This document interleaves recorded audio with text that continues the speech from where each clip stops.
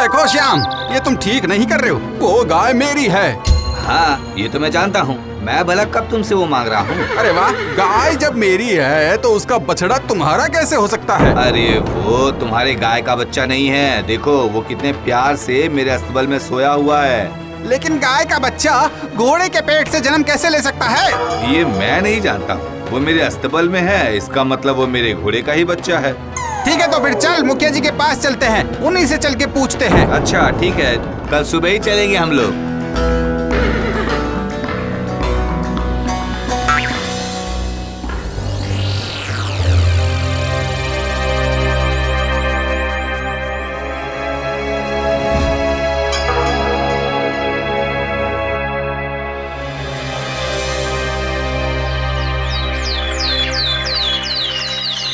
नहीं राम, शाम की बात बिल्कुल सही है। तुम्हारे पिताजी अगर उस बच्चे के बारे में कुछ बता कर जाते तो फिर कोई उपाय सोचा जा सकता था, समझे? जाओ जाओ जाओ, तुम जाओ। अब इस बारे में तुम और ज्यादा बहस मत करो। जाओ जाओ। आपके फैसले पर मुझे पूरा भरोसा है मुखिया जी। आपका बहुत बहुत धन्यवाद।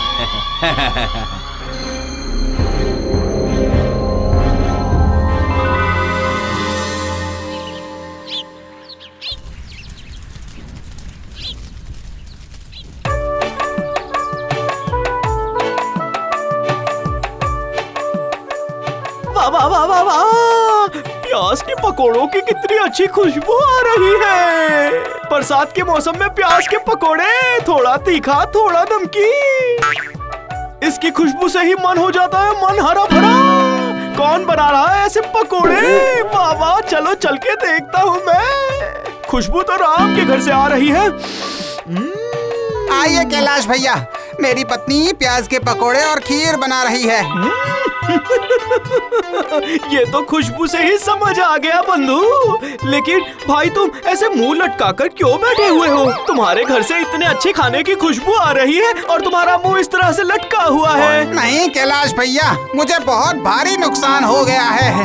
कल ही की बात है, जब बच्चा ही गाय का है तो वो तेरा कैसे हो गया? ये मैं नहीं जानता हूँ। वो मेरे अस्तबल में है, इसका मतलब वो मेरे घोड़े का ही बच्चा है।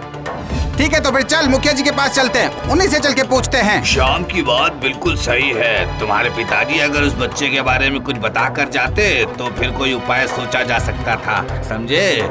जाओ जाओ, इस बारे में तुम और ज्यादा बहस मत करो।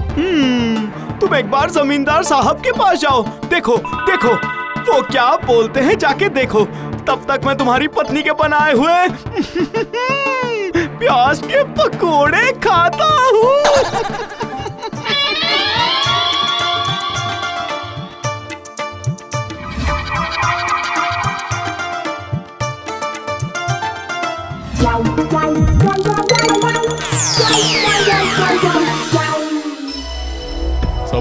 समझ गया, बहुत ही गंभीर मामला है। सुनो, मैं तुम लोगों से 3 सवाल पूछूंगा, जो भी इसका सही जवाब दे पाएगा वही उस गाय के बच्चे का मालिक बनेगा। भैया तो एकदम बेवकूफ है। जमींदार साहब के सवालों का जवाब देना भैया के बस की बात नहीं है। कैसी पहेली जमींदार साहब? पहली पहेली ये है, जो सबसे तेज भागता है वो कौन है बताओ। और दूसरी पहेली क्या है? दूसरी पहेली, सभी का वजन उठा सकता हूँ, तो बताओ आखिर मैं हूँ कौन। और आखिरी पहेली कौन सी है बताइए जमींदार मेरे साहब। आगे रेशमी कपड़े भी हैं फीके, आखिर मैं कौन हूँ जो हूँ सबसे मुलायम। मुझे तो कुछ भी समझ में नहीं आ रहा, क्या जवाब दूं मैं? अच्छी तरह से सोचने के बाद 2 दिनों के बाद आकर मुझे इसका जवाब देना। जाओ।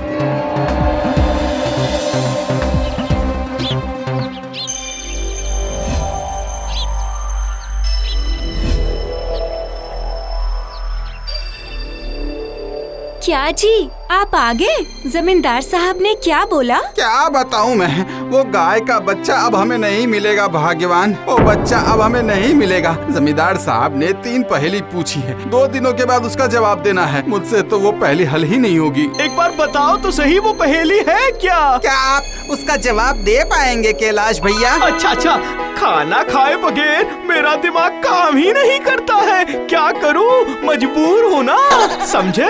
ए कैलाश भैया, आपका जो भी खाने का मन करेगा मैं वो सब आपको बनाकर खिलाऊंगी। वाह वाह वाह वाह वाह वाह वाह वाह, क्या बात है, क्या बात है। चलो चलो, 2 दिन का इंतजाम हो गया, क्या बात है। हाँ, मुझे तो बड़ी नींद आ रही है। हाँ।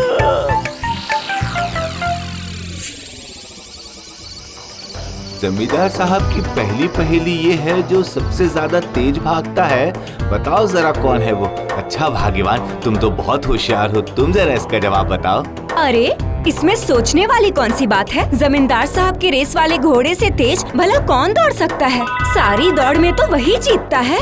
वाह वाह वाह वाह वाह, ठीक है ठीक है। तो फिर अब दूसरी पहेली का जवाब दो। सभी के वजन उठा सकता हूँ, बताओ जरा मैं कौन हूँ, बताओ। अजी ये तो बहुत ही आसान है, हमारे रामू धोबी का गधा कालू। पूरा दिन गांव के लोगों के कपड़े का बोझ वही उठाता है। ओ भाग्यवान, तुम तो सच में बहुत ज्यादा होशियार हो।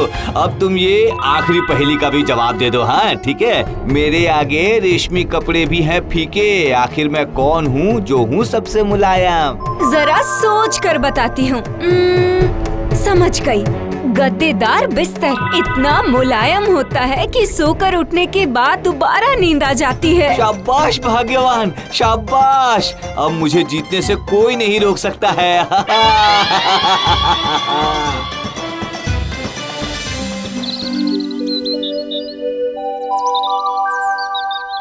तो फिर जमींदार साहब, मेरी पत्नी ने तो आपकी सभी पहेलियों का जवाब दे दिया है।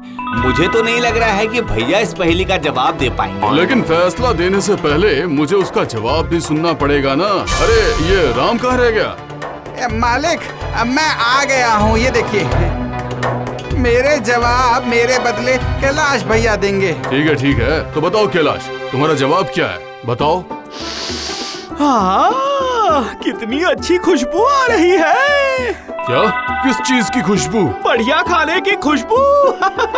आपकी रसोई से बहुत बढ़िया खाने की खुशबू आ रही है। मेरे तो पेट में हलचल सी मच रही है। हाँ कैलाश, मैंने सुना है कि तुम्हें खाना बहुत पसंद है। ठीक है, फिर तुम्हारा दिया हुआ जवाब अगर सही हुआ तो अगले 7 दिनों तक तुम्हारा जो भी खाने का मन करेगा, तुम्हारा जितना भी खाने का मन करेगा, तुम मेरी रसोई से खा सकते हो। घबराना मत। हाँ।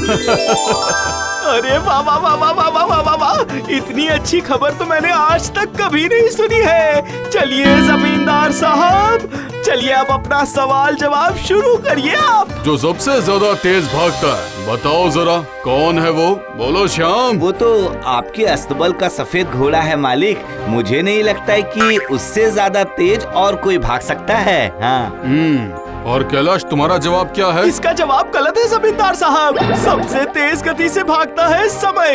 इस पृथ्वी पर कोई भी समय से तेज नहीं भाग सकता है। हाँ। ठीक है, अब दूसरा सवाल। सभी का वजन उठा सकता हूँ मैं, बताओ जरा मैं कौन हूँ? ये तो सभी जानते हैं जमींदार साहब, वो हमारे रामू धोबी का गधा कालू। पूरे दिन जिस तरह वो सारे गांव वालों के कपड़े का बोझ उठाकर चलता है, उससे ज्यादा और कौन उठा सकता है? जमींदार साहब, इसने गलत बोला है। वो हमारी धरती माँ है। सिर्फ वही है जो इस धरती के सभी जीवों का बोझ अकेले उठा सकती है। वाह वाह कैलाश, वाह। मेरी तीसरी पहेली थी, मेरे आगे रेशमी कपड़े भी हैं फीके, आखिर मैं कौन हूँ जो हूँ सबसे मुलायम? वो गद्देदार बिस्तर से और ज्यादा मुलायम क्या हो सकता है मालिक? सोते ही बिल्कुल गहरी नींद आ जाती है। इंसान के मन से ज्यादा मुलायम और कोमल और कुछ भी नहीं हो सकता है जमींदार साहब। बहुत छोटी सी बात पर भी इसे बहुत ज्यादा तकलीफ हो जाती है। सही कहा, तुमने बिल्कुल सही जवाब दिया। हमारे गांव में तुम्हारे जैसा बुद्धिमान इंसान है, ये जानकर मुझे बहुत खुशी हो रही है। धन्यवाद धन्यवाद जमींदार साहब। मैं अपनी पत्नी के हाथों से बनी हुई कद्दू की खीर लाया हूँ आपके लिए। एक बार खाकर देखिए ना, मजा आ जाएगा।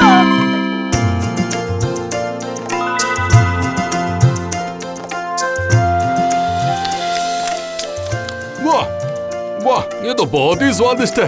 इतना अच्छा कद्दू आखिर तुम्हें मिला कहाँ से? जमींदार साहब, हमारे तालाब से। इस बार वहाँ बहुत कद्दू फले हैं। तालाब में कद्दू फले हैं?